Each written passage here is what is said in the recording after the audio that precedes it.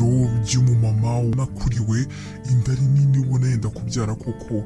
Yari yicaye ngaho mu kazi agakora ukabona nta mbaraga afite, akaba yubikiye umutwe akongera kuwukura akanywa amazi ubona nyine atameze neza. Nyuma y'akanya gato yakira telefone arebye umuntu umuhamagaye abona handitseho nyine Papa Ganza n'udutima twinshi, arayitaba ariko nyine wumva arushye.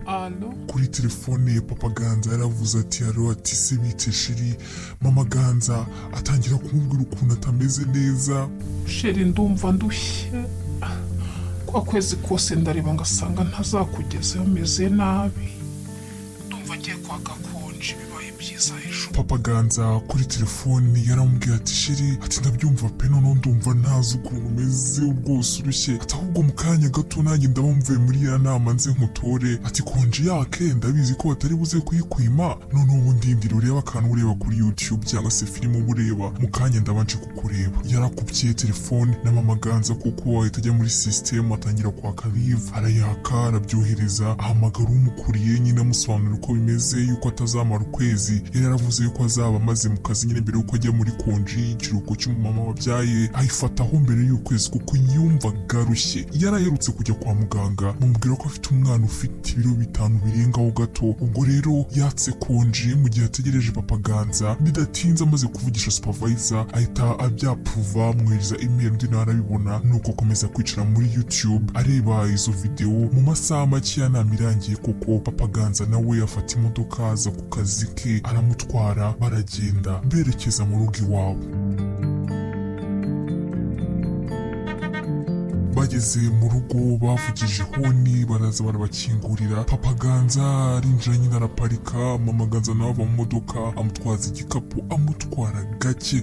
Urabona ni umumama rwose utanabyibushye ariko inda nini cyane, urabona ko arushye. Rero aramutwaza baragenda binjira mu nzu, ni umuryango utari wifashije cyane ariko nanone umeze neza. Noneho binjira muri salo, amaze nyine gukingura ateka ibikapu aho ngaho hasi bari bavanye ku kazi, na Mama Ganza aricara. Muri ako kanya hahita haza akana gato kakaraza k'agahungu kirukanka kishu nyine kaza kabahobera, kiyareba mu mamvirope ubona kuko baciye no muri supermarket bamuzanira tuyogati n'ibindi, anahobera mama we. Muri ako kanya kuri gate bumva umuntu, maze Papa Ganza ahamagara umukozi wabo aravuga ati Ange reba umuntu urimo urakomanga. Ange yahise yitaba aragenda ajya kureba umuntu urimo urakomanga, aramukingurira. ni umumama nawe nyine araza, bigaragara yuko anahamenyereye. Ange aca mu gikari undi aca kuri salo. Agezemo imbere nyine ahobera Mama Ganza na Papa Ganza ahita aterura ka Ganza, bose nyine atangira kubaganiriza nawe batangira kumwakira, ubona nyine ari nk'umuntu w'inshuti y'umuryango, batangira kuganira. None se amakuru Mama Ganza mumeze mute? Mama Dia amakuru ni meza, ariko nyine ndarushye. Ndi kubibona pe nyine ubu natse na yakonje, ariko nyine byabaye ngombwa ko nyaka mbere yigiye kubera ukuntu nari ndushye. Mwese mumeze mute? Natwe turahusha. Ahubwo se wa makuru ya Diana ameze ati? Shaka Diane nako karaho kameze neza, wumve ko ubungubu kageze no mu wa kabiri, kageze mu wa kabiri primaire rwose, ejo bundi araba yabaye inkumi. Mama Diane na Mama Ganza bakomeje kuganira. Muri ako kanya wa mukozi wabo Ange abazanye icyayi Mama Diane yari yatse, atereka aho ngaho ku meza ayisubira mu mirimo ye, ariko ataragera kure ka Ganza gahita kava aho ngaho kagenda kamukurikiye, ubona nyine kamwishimiye, kavuga ati tanti tantine, nawe arahagarara ahita agaterura bijyanira mu yindi mirimo nyine kamuri hafi. Ubonaga ari akana kamukunda cyane nubwo ari umukozi wa ngaho mu rugo. Rero ibyo bintu binatangaza Mama Diane, ahita abaza Mama Ganza ati harya Mama Ganza uyu mukozi wamaze igihe kingana giti? Umukozi wanjye rero amaze igihe kinini, yaje ka Ganza gafite nk'igihe cy'umwaka. Umukozi wanjye nawe amaze igihe kinini. Shaba arishimanye cyane ndi kubibona. Ariko ashobora kuba ari umukobwa mwiza pe. Iko shana umwana mwiza, buri ko umureba yaranize, uko nyine ari kwa kundi ubuzima bujya bugenda, birangira aje gukora akazi ko mu rugo, ariko wumve ngo ni umwana mwiza, ankundira umwana nkabikunda, umva ndamugutuye Mama. Shanda bibona arasana neza, ntago yifata nabi nk'abo bakozi bo mu rugo basanzwe. Urabona ko asa neza, afite isuku, kumusigira umwana uba wumva utuje. Yego rwose wumve ko nanjye iyo nagiye mba numva umutima wanjye utekanye, numva ko umwana ari kumwe n'umuntu mu rugo mbese ntabwo ari nk'aba bakozi b'iki gihe. ndabibona pe. mama Ganza na mama Diane banakundaga kwita mama Dada bakomeje nyine kuganira. Noneho muri ako kanya papa Ganza ava mu cyumba yari yagiye guhindura, abaraje arababwira ati rongeye ngiye kwirebera match, abasigana aho ngaho nyine ubona nta n'ikibazo gihari warigendera. Bakomeza kuganira bari abamama b'inshuti bagana buri kintu cyose. Ubwo rero mama Diane yari amaze igihe ataza, yaragiye hanze agarutse mu Rwanda mu biruhuko.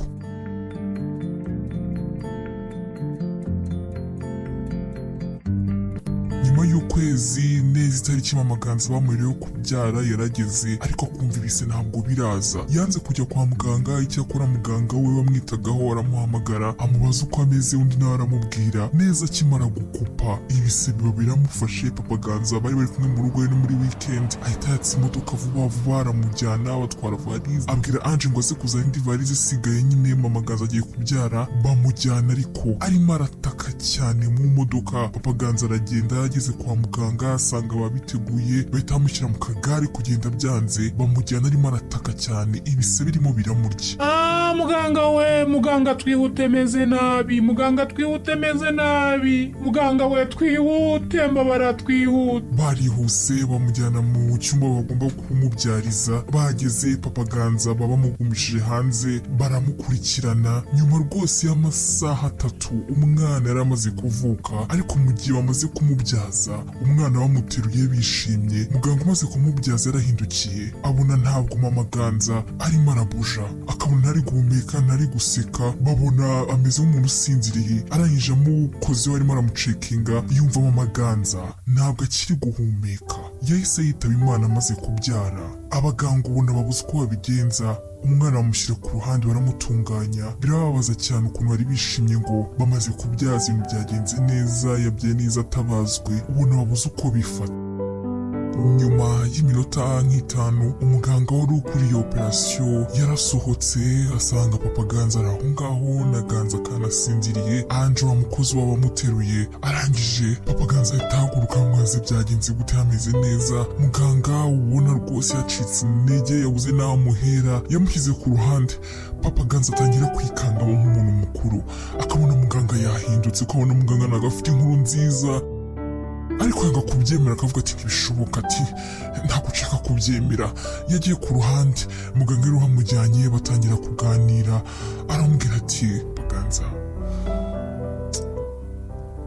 ntabwo twabashije kurokora mama Ganza, ariko umwana we ameze neza, mwihangane. papa Ganza yacitse intege kumva inkuru icamugongo y'uko umugore yitabye Imana amaze kubyara. Amarira ashoka kwitama, yicara aho ngaho ararira cyane, ariko nanone arira nk'abagabo atavuza induru, ariko nyine ubona ari kurira ababaye cyane, akubita ibikuta.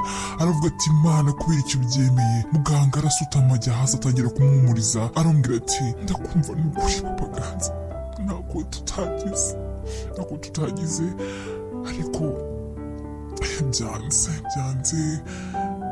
gusa umwana mwaza mukamureba. papa Ganza yakomeje kurira, aravuga ati oya, buretse ntako simbizi. Muganga yabonye papa Ganza nyine ukuntu ameze, yanga gukomeza kumuvugisha ibintu byinshi, ahaguruka aho ngaho aragenda, ariko nyine nababaye, arimo arihanagura, ubona yababaye cyane. Umwana ahari akajya akareba, na mama we batangira kumutunganya ngo babe bamujyana muri morgue, ariko bataramujyana papa Ganza abanza kuza aho ngaho aryamye ku buriri yapfuye.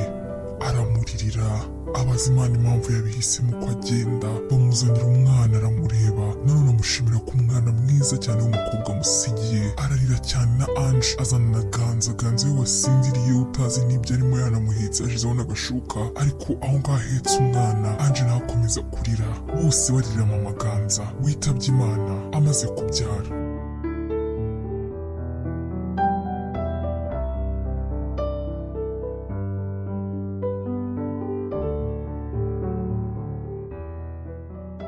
Nyuma y'iminsi Papa Ganza amaze gushyingura umugore Mama Ganza, yahise amara iminsi mike nawe ari mu rugo yakakonje ku kazi, ariko muri ibyo byose yakoraga umuryango wo kwa Mama Ganza waje kumwegera uvuga uti dufite murumuna we wo kwa data wabo yabaje akagumana umwana. Ibyo ariko Papa Ganza arabyanga, ababwira yuko umwana yiteguye kumurera kandi afite umukozi rwose nta kibazo afite. Banga kumuhatiriza, bubaha icyemezo cye. Papa Ganza atangira ubuzima bushya bwo kurera abana babiri bato yasigiye na Mama Ganza afatanyije na wa mukozi Ange, ndetse na nyuma abona inshingano zitangiye kuba nyinshi bitewe n'uko yari afite Ganza nawe ukiri muto. N'urwo ruhinja rero bamaze kwibaruka, baza gushaka undi mukozi w'umusore uzajya ukora imirimo yo mu rugo, agakora upakoza ibyombo agateka, maze Ange akaba umukozi w'abana gusa. Ibyatumye Papa Ganza na nyuma asubiye mu kazi atangira kugenda afite umutuzo bitewe n'ukuntu Ange bakundaga ukuntu yitaga ku mwana wabo Ganza. Rero ni nako byagenze ku muto, yakomeje kumwitaho nk'aho ari nyina, apana ibyo kumva ngo ni umukozi gusa, by'umwihariko akumva ni ideni abere mu Maganza. Nyuma y'uko yamuzanye mu mujyi akamuha akazi, akamubera umubyeyi mwiza kandi akanamufasha mu gihe yari amukeneye, atari ukubera gusa ngo ni bosi ngo yamuhembye ku kwezi. Mu mutima ntekereka Papa Ganza nanyirukana nawe ubundi aba bana sinzabajya kure paka bakuze.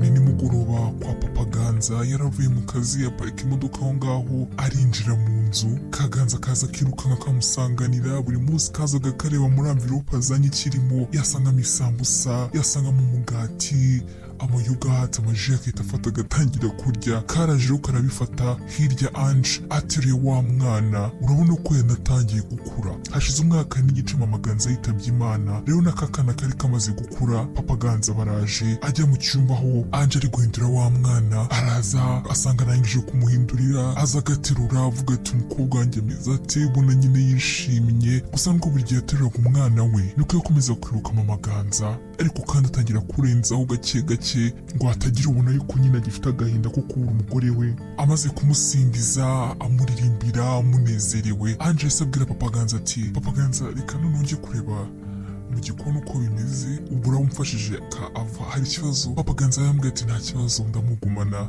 Aragenda amusigana na Ava, agakobwa keza cyane kaje gasa na mama wako. Uko akomeza kumuterura amureba, niko buri gihe Papa Ganza yatangiraga kwibuka ibihe yagiranye na Mama Ganza, yibuka uburyo ki amubwira ko amutwite yishimye, yibuka uburyo bamenye ko bafite umukobwa yishimye kurushaho, akavuga ati nibi nahoze nifuza kubyara umwana w'umukobwa muto ku muhungu. Nyine akabona n'inzozi yaragiye kujyana na Mama Ganza, ariko ku bw'amahirwe make Imana iramwisubiza. Ibyo rero byibukaga yarariraga cyane cyane, ariko none akihagararaho ageze mu bantu bakabona n'umugabo ukomeye, kandi nyamara agahinda ke kari kazwi n'umusigo. Ni kenshi yaraga bitekerezaho, by'umwihariko mu gihe ari kumwe na Ava byo bikaba ibindi bindi.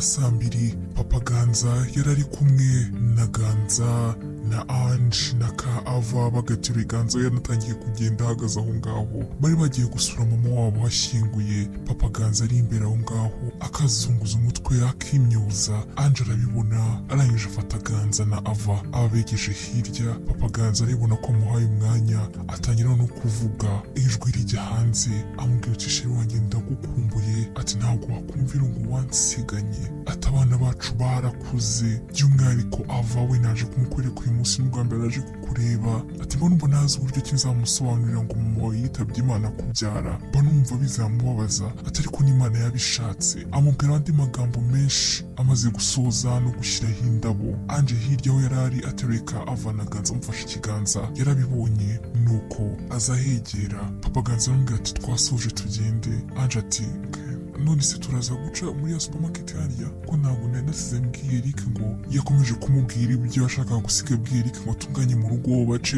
muri supermarket bagire ibyo bagura. Papa Ganza ahita amubwira ati oya, umubwira ahubwo nadutekera ahubwo duce hari resitora twajya kwifatiramo breakfast. Ati suko tutaranasohoka di, ati ndumva ari cyo gihe twisohokere. Soke urahari, abana barahari, umuryango uruzuye. Ange yarasetse ariko naranezerwa kumva yuko boss wasiga avuga ati umuryango uruzuye. arambwira ati none se ntabwo mwari mugiye kujya mu kazi. Papa Ganza arambwira ati oya ku kazi nabandikira imeri nkabwira ko nakije, ariko erega barabizi situation yanjye, ifite abana babiri, umufasha mwiza ubitaho, ariko barabizi situation yanjye. Ange arambwira ati okay reka ntacyo muhamagare kamubwire mfasha kafu.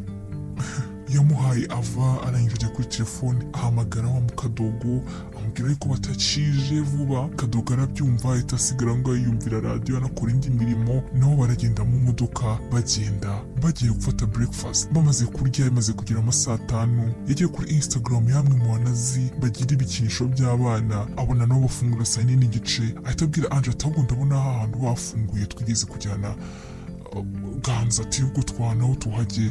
Ange ati ntabwo se muri kure, ntabwo nazanye pampers hindurira ava mana yanjye gusa cyangwa ujyane na Ganza ngiye nava twisubire mu rugo turafata taxi. Papa Ganza arambwira ati oya reka naho tuhajye ndumva ashaka kubasohokana mwese. Ange arambwira ati nyine ikibazo ni pampers, nta n'ibindi nitwaje, amata nazanye arenda gushira. Papa Ganza ati okay reka duce mu rugo tubifate none tujye gutembera n'abana, uyu munsi ntabwo nkora ndashaka ko dutembera. Ange arambwira ati aho ibyo ngibyo nibyo biri bukunde. Barahagurutse babasuye mu rugo baragenda bafata imyenda yo guhindura abana bombi, afata pampers, afata amata rwose arapakira umuntu nyine usohotse utarazi igihe buze kugarukira. Niko gusohoka bavuye aho mu rugo nyine barasohoka bajya aho hantu Papa Ganza yarazi bajya banasohoka n'abana bigeze no kwajyana Ganza. Kaganza karishima kajya mu bandi, hari umuntu rwose ushinzwe kubitaho atangira kukitaho Kaganza, maze Ange na Papa Ganza na Ava bo bakomeza bicaye aho ngaho. Ange ateruye Ava na Baganza akayacishamo akamumwaka baganira. Bwa mbere Papa Ganza na Ange nibwo bamaranye iminota irenze yo mu rugo, bamubwira ati kora ibi kora biriya. None hari babiri uretse nyine Kava karangwa bateruye batangira kuganira, atangira amubaza impamvu wundi atakomeje muri kaminuza. Iyo nkuru sinanakivugaho nyine urumva mu rugo ntabwo twari dufite ubushobozi pepe, rero nubwo natsinze sinzi ukuntu byagenze, nabigiyemo mbona ni byinshi. Oya naratsinze ahubwo bampa kwiga muri kaminuza yari kuzampenda ibindi bintu, baratwishyuriraga yego ariko mbona uko nzabaho biragoranye, rero ndabireka pe, banambaye kwiga ibintu nakunze. Papa Ganza ati okay ntabwo ari ukuvuga ngo ndabyishimiye, ariko ntundi uri marayika wawe, Imana yakuzaniye kubona banjye wagira ngo yari bizi bizaba. Ange aseka ariko adasetse aramubwira ati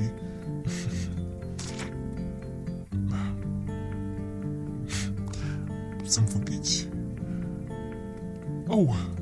Ganza kari kaguye uriya mugabo mfasha Ava. Yahise amuha Ava ajya kureba Ganza, wa mugabo wari muri abacunga yari arimo arareba undi mwana. Kaganza karatsitara aba aramufashe, uko amufashe amuteruye akajya amwitegereza cyane amutindaho, ndetse na Ange uko arimo arakinisha Kaganza we hirya aza kubibona akajya abona ari ukuntu Papa Ganza arimo aramureba, ariko ntiyabitindaho akavuga ati buriya arimo arareba Ganza. Gusa nyuma zo kongera kubona none arimo aramureba, noneho isoni zitangira no kumwica, ariko birenze ingohe komeza gukinisha Kaganza na Papa Ganza afite ka Ava ari kugenda atembera aho ngaho. Nyuma y'isaha bava aho ngaho barataha, bataha Kaganza kasinziriye ndetse na Ava bose basinziriye bari mu modoka inyuma, Papa Ganza ari imbere atwaye, ariko nk'uko yaherekara yitegereza Ange akajya agenda amurebera mu kirahure cy'imbere mu modoka. Ange arabibona yongera kwikangamo no kugira isoni, ariko Papa Ganza abonye ko nyine yabibonye ndetse yabuze n'uko abyitwaramo, ariko arakomeza gutwara imodoka ariko n'ibitekerezo biri ahandi.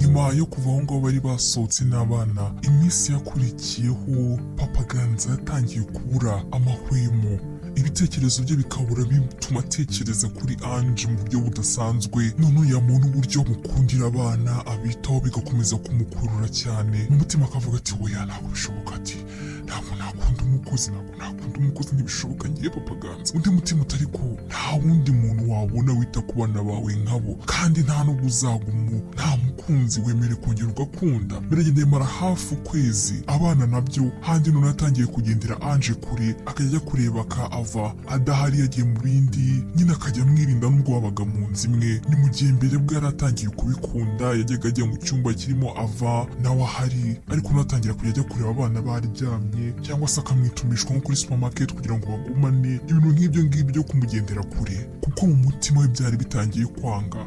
Yumva atangiye kwiyumvamo Ange mu buryo budasanzwe. Rimwe rero ubwo yari ari mu rugo yirirwanye abana bari kurebera cartoon bakina, Papa Keon basanzwe bakorana inshuti ye ku kazi yaje kumusura, bamuha karibu abasanga muri salo, asuhuza abana aterura ka ava avuga ati siko yakuze. Papa Ganza ati yakuze siko amaze kugera imyaka hafi 2. Papa Keon ati sha neza arangana nk'umuhungu wanjye. Papa Ganza ati pe cyane, ati none uziganza buriya nuko usanze kirukanye harara umutantine gakunda byatari, we yarakuze aratangira umwaka utaha muri gardienne, ati rwose nakujije. Papa Keon yarambwiye ati kabisa ese udashyiramo match uziko yatangiye. Papa Ganza yahise yindura shene avana kuri cartoon ashyiramo match, batangira kuganira mu gihe barango baganira banareba match yahuzaga Amavubi n'ikipe y'igihugu ya Nigeria bari gushaka itike yo kubajyana muri CAN. Papa Ganza yafashe telefone ahamagara Ange nyine mu kudashaka kuvuga cyane amuhamagarira hejuru. Ange abaraje arambwira ati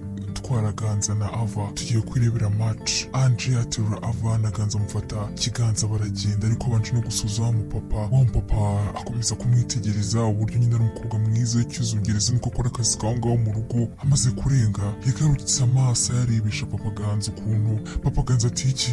Papa Keon ati usiko narimaze igihe nagera ahangaha di, ati umukozi wawe ko mbona asigaye ameze neza yiyitaho yakeye, uziko umuntu utabizi ashobora kugira ngo ni umugore wawe. Papa Ganza yabwiye Papa Keon ati oya hari ibitagereranywa kandi turebe match va muri ibyo ngibyo. Papa Keon yarambwiye ati Papa Ganza ndakuzi ku buryo wamurebaga nawe bidasanzwe, ati ariko ni umukobwa mwiza kandi uburyo uvuga ukuntu yita ku bana bawe nyamara wabitekerezaho ukareka kwirirwa ujya gushakira ahandi tumaze iminsi tubiganira rwose wumva ushaka gusubira mu rukundo ukaba nimariya, ariko wireba kure kabisa. Uriya mukobwa ni wewe, niba atari w'abandi umenye kuzaza gukurikira amafaranga cyangwa n'ibindi ntazi, si ngaho nibereye umugore n'uriya.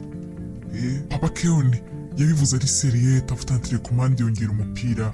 Papa Ganza ati oya Papa Keon umukozi wo mu rugo umuntu nkanya imiryango se ubwo urumva yavuga iki?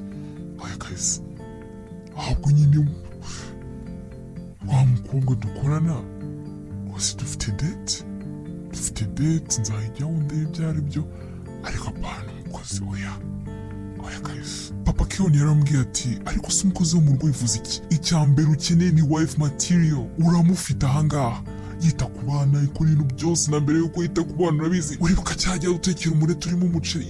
Ufite umugore hano kuva kera na kare.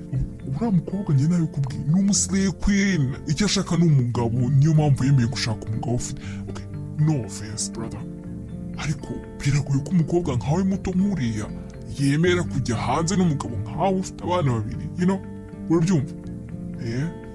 So think twice, wita umwanya kandi ufite umugore hano. Ni inama naguhaga.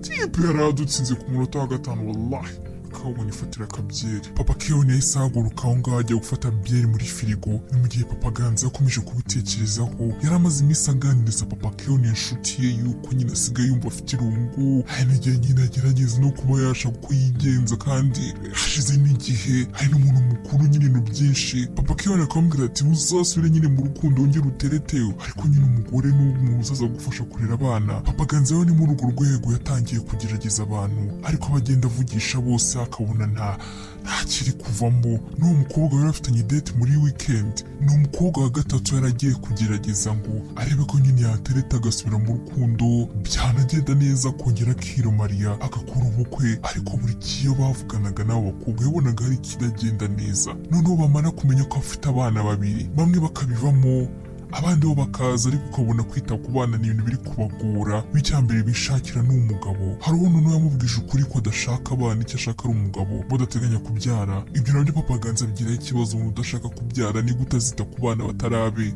bose nyine bikagenda byanga. Ubwo rero arimo aravuga ati wowe nibyanga nawe ndaba mbiretse, wenda ubwo umukunzi cyangwa se undi mugore tuzahura mu bundi buzima, cyangwa na Mama Ganza amwohereza. Ibi byose akomeza kubitekereza mu mutwe, ari nako Papa Keone nawe yagiye kwirebera byeri, ahita amubaza ati se nkuzanire nawe? Papa Ganza ati ya, ati nzanira agapeti. Nyuma ya match yarangiye Amavubi atsinze cyane bizihiwe, Ange yaraje barimo baraserebura, avuga gake gake. Papa Ganza baryamye baracecetse bishima nyine gake, banasohoka aho ngaho mu nzu badasakuriza abana. Nyuma y'iminota mike Papa Keone aranataha, Papa Ganza aragaruka, ariko mu byo akora byose mu rugo agenda muri dushe akaraba yitegura ngo aryame, agakomeza gutekereza ku byo Papa Keone yamubwiye, nawe agatekereza ko akabona n'ibyo abakobwa bose yirirwa ashaka byaranze. Yewe nawe ari igihe yamaze atekereza kuri Ange, ariko mu mutima ati ntabwo nashakana n'umukozi byavugwa he, ati muri famiye babyumva bate kumva ko umukozi ariwe wasimbuye umukobwa wabo. Ibintu byinshi nk'ibyo ngibyo. Gusa uretse ibyo abantu batekereza akundanye na Ange cyangwa se akamushaka, mu mutima we mo imbere yabyiyumvagamo, yari amaze kubyiyumvamo, ubwo n'ibyiyumviro byo bikomeza bikura kenshi, kuko uko yabonaga Ange kenshi yita ku bana be, uko bakomezaga kubana rimwe na rimwe bakaganira, byakomeje kumukurura. Rero umutima we yari abizi neza ko rwose amukunda, ikitambika gusa ari uko Ange ari umukozi w'abana be. Nyuma yo gukomeza gushakisha umukunzi yaramubuze, ndetse na mukobwa bakoranaga bari bafitanye gahunda yo kujya kuri date, nawe byarangiye abona nta bitari kuvamo. Papa Ganza none yahisemo kubireka, akajya avuga ati nimba Imana ibishaka ko nongera gushaka nkagira umuryango nanjye nkagira urwo rukundo, rega cyane ko ndi muto, yaravuze ati buri Imana izanyohereza marayika wayo, izanyohereza umugore wayo dukwiranye udafite imbogamizi n'imwe. Ati kuko Ange nta kinyemeza ko ari we, Ange ni umukozi wanjye. Rero yarabiretse, ariko muri uko kubireka Ange ari mu rugo wazanye ka ava kari kurira ngo karashaka papa. Baje mu cyumba amukomangira asanga ntawe urimo, arasohoka hanze, gusa arabizi ko papa ava ari mu rugo. Ageze hanze ahantu yari ari ku kabaraza ari kuri telefone, yumva kuri telefone ari kubwira umuntu ati ni ukuri Ange sigaye mukunda cyane cyane, ariko ntiwabyumva, atapana biranakubwiraga kandi nta nubwo ari ibintu by'irari. Ati mba numva neza wagira ngo nkuko nakundaga Mama Ganza, atari n'ukuntu mbabona ameze kimwe, umutima agira wa kimuntu uburyo. Ati kabisa sinzi nimba nzamwirukana, ati kuko mbona ibintu byacu ntaho byagana. Ati ariko sinamwirukana abana. Kuri telefone umuntu yavugishaga irambwira ati ariko Papa Ganza nzakugire nde, nakubwiye ko Ange ari we mugore wawe wundi niba ushaka gushaka, nawe uzakomeza ubeho nta mugore n'abana, ahubwo utume wabura umutantine mwiza wakanababereye mama wa kabiri.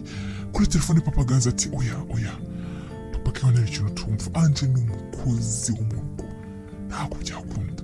Kuba mukunda ni kimwe, n'ukuntu nkunda ukuntu nkundira abana byose bye, ariko n'umukozi. Ange yarabyumvishe Papa Ganza ari kuvuga ko amukunda ariko ari umukozi. Mu gihe bari barangona ka ava kacitse kahita karira, Papa Ganza ahita yindukira arikanga babonye. Ange ubona abuze uko abyifatamo, na Papa Ganza ahita akupa telefone, ariko arenza aramubwira ati ava yarimo ararira bashaka. Yahise amumuhereza, aba aragiye, undi akomeza gukinisha umwana, ariko atararenga aho ngaho agihindukira Papa Ganza aramubwira ati ibintu navuga kuri telefone wabyumvishe? Ange arahindukira amwenyura aramubwira ati abyumvishe, ariko hari ibintu ndimo ndakora, niba nta kindi mushakira. Papa Ganza asamubwira ati oya nta kindi nagushakiraga. Ange ahita agenda ariko ababaye. Papa Ganza nasigarana ava, ariko nanone ubona isoni zimwishe n'ikimwaro ukuntu Ange amufashe. Icya mbere cyamenye ko amukunda, icya kabiri yumva ibyo ko nyine uko amunena ko ari umukozi nanone batabana, byose nyine yumva abuze uko abigenza. Ariko arenzaho akomeza kwikinishiriza ka ava, na ka Ganza kaba karaje no ku igare ryako, agumana n'abana baho ngaho. Ariko Ange aragenda ajya mu cyumba cye afite agahinda kenshi mu mutima, yumva ababaye. Afata telefone ye ahamagara umuntu witwa Kirezi. Kirezi kuri telefone aba aritabye, nawe amuhamagara ababaye cyane, aramubwira ati shakire uzi ko se nyine kumwe nabikubwiraga neza aribyo. Kirezi kuri telefone yarambwiye ati iki biri byo.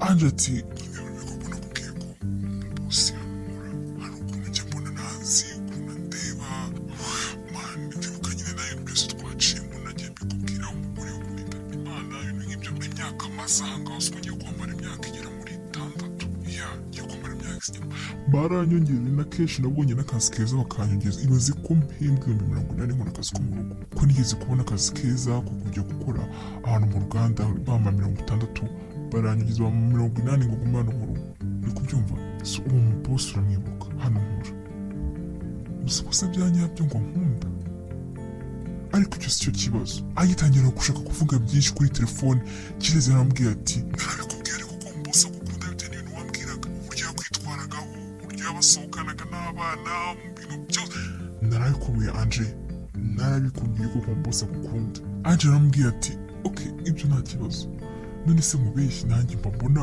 nyine nuko afite abana ariko nta n'icyo banantwaye mbona uko nyine uburyo twahuye n'uburyo twamenyanye n'uburyo nkora hano biteye ubwoba bidasanzwe nyine bitameze neza simbizi uko nabikubwira ariko nanjye duhuriye hanze ndi umukobwa muzima wenda numva nanjye niyaminiya namukunda pe n'umupapa mwiza ariko numvise kuri telefone avuga ngo nubwo wankunda ngo ni umukozi wo mu rugo ngo nta kintu byinshi nyine ntabwo mbizi. Hari hashize igihe kinini cyane nta muntu unyibutsa ko ndi umukozi wo mu rugo numvaga ndi umutantine w'abana sinzi nakubwira ntabwo mbizi ava namara uwo mwana w'umuto natangira karitiyeri shanze ava hano niba nyari nene mwakumbura ntabwo nakubeshya nabikubwisha ukuri ko nyine nanjye kajya kaza nta mugore afite nta muntu uca inyuma mahire narwoshe nta nubwo byanaje mama ganza akiriho disi ibintu byaje vuba nkanga nkava afite nk'umwaka amini byatangiye kuza nyine biturutse kuri uburyo ndeba ibintu byinshi nyine nanjye nagira kumva mwiyumvamo ariko ntabwo mbizi ndabona ibyacu ntabwo sinzi impamvu muhamagaye bayi kwanza yahise amukupa Kirezi ahari aravuga ati cyoko yarumiwe. Anje ahari aho ngaho kuri telefone arayikupa atangira gutunganya uburiri bw'abana arayikupa yumva umuntu arimo arazegera aho ngaho atangira kwitunganya uburiri bw'abana yigira nkaho yari ari mu kazi yari papa Ganza amuzaniye ava ngo amuhindurire aramufata aramuterura ahita amubwira ati na Ganza arimo arakina ariko aranduye nusoza ava uzanemo gufashe wite kuri Ganza maze baryame amasaha kuryama ku manywa yageze. Ganza yavuye aho ngaho mu cyumba afungaho umuryango. Anje akomeza kwita ku mwana nyuma y'iminota mike arangije kumuhindurira ava aragenda afata na Ganza kuko aramukarabya arabagaburira abajyana kurira atangira kubasinziriza bararyama barasinzira buri wese mu cyumba cye. Ava yashyize hasi bwa nyuma yavuye mu cyumba cye abafunzeho arasohoka agiye kugenda nawe ngo arye ariko aciye muri salo ahura na papa Ganza ahita amuhamagara. Anje araza papa Ganza aramubwira ati Anje numvise kuri telefone. Anje ati ntabwo numvise ibintu byinshi ariko papa Ganza ati wabyumvishe wanambwiye ko wabyumvishe ati ahubwo ndashaka kukubwira ko ibyo wumvishe kuri telefone 98% nibyo. Anje yari itungurishijwe ariko nyamara yabonaga ibimenyetso byinshi cyane bimwereka ko papa Ganza amwiyumvamo anamukunda. Arambwira ati ibikize papa Ganza ati nibyo naragukunze ati kuva mu maganza yakwitaba Imana nimba ari umuntu mu buzima nabonye ko nyine yari wowe ntabwo ari buri mukozi wese cyangwa se umuntu wese waza ngo yite ku bana bawe nk'uko ubikora. Anje ati Ganza mba ndi kwita mba ndi mu nshingano zanjye kandi nkundira abana. papa Ganza ati Anje twese turi bakuru ati uranabibona ati kereka niba wenda utarajya mu rukundo ngo ubone umuntu mu rukundo ariko biragaragara ko umukunda. Anje ati icyo ni kimwe urankunda birashoboka nubwo nabizi ariko uko wabyivugiye ndi umukozi wo mu rugo ibintu byacu nta hazaza bifite.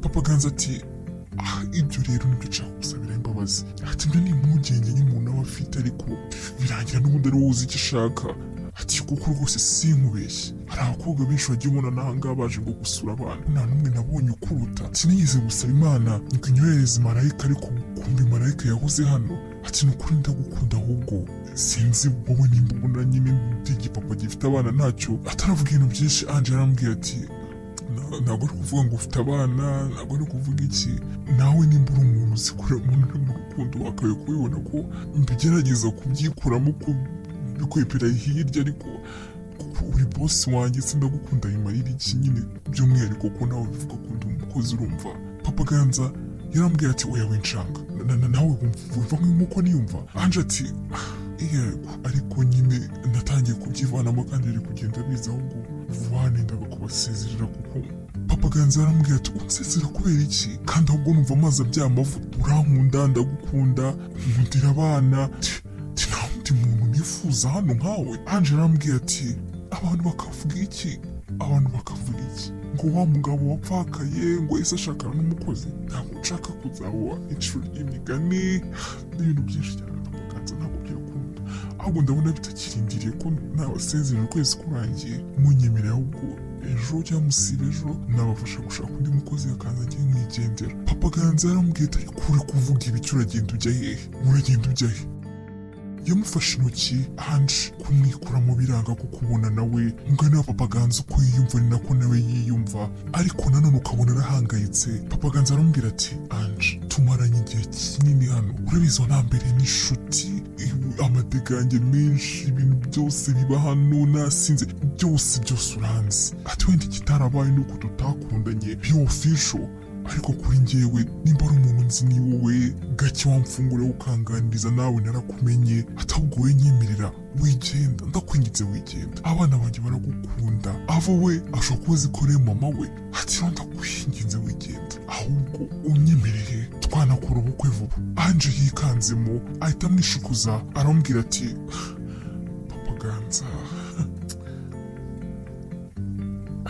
yabuze amagambo yo kumusubiza. Papa Ganza aramubwira ati yego ubukwe, ati urabyivugiye kumwunda kandi nanjye ndagukunda, ndetse ngiye rwose hashize igihe hafi umwaka, ati kandi turaziranye, none se tuvuga ngo tugiye guteretana kandi buri munsi tuba mu nzu imwe tubona buri kenshi, ati kenshi twasangiye dusohokanye n'abana, ati niki tutakoze cy'abantu bakundana ko atari uko byitwaga ko dukundana. Niba unkunda nanjye nkukunda, ibyo byose nibyo niyumvisha, nibwira ngo abantu bazavuga iki, nabireka. Ngewe umutima wanjye aka kanya Ange uranyemeza ko ari wowe, niba atari wowe nta wundi. Ati basi genda ubitekerezeho, utari kumenya ko ngewe byanze gukomeza kubyihishira, ndagukunda ndetse ndashaka yuko ngushaka, abantu bose bakabimenya yuko uri umugore wanjye. Ange yakomeje kwikangamo, ariko n'ukuntu Papa Ganza yakomeje ibintu rwose, arambwira ati mu by'ukuri ntabwo nzi icyo, ntabwo ikibazo ari wowe, ntabwo ikibazo ari abana kuko ndabakunda, ariko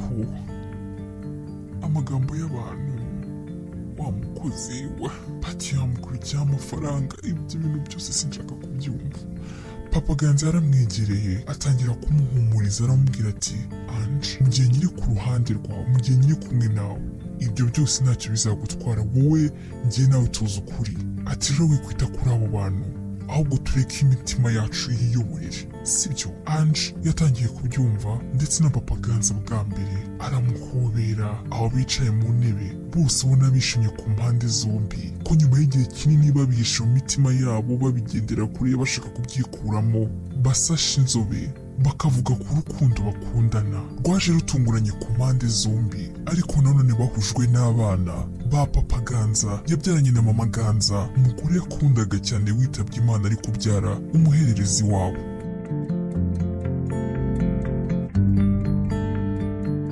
Nyuma y'amezi yageze muri 6, Ange na Papa Ganza bemeranyije gukundana bya nyabyo, babanje gusa nk'ababigira ibanga yego aho ngaho iwabo mu rugo. Ange ari we bimusabye, abantu baza rwose agakomeza kumufata nk'umukozi, akanamuhamagara Ange, ariko nyine bagenda bakaguma mu byabo, mu rukundo rwabo, ndetse atangira no kuzajya ajya kumushopingira, nyine atangira kumufata nk'umugore w'ahazaza.